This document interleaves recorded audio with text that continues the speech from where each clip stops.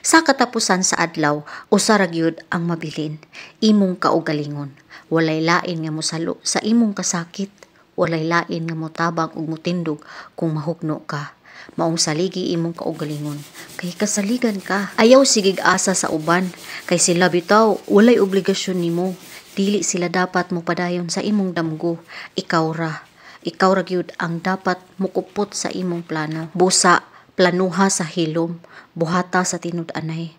Ayaw pangitag validation, kay usahay ang imong gipangayo nga suporta dili moabot.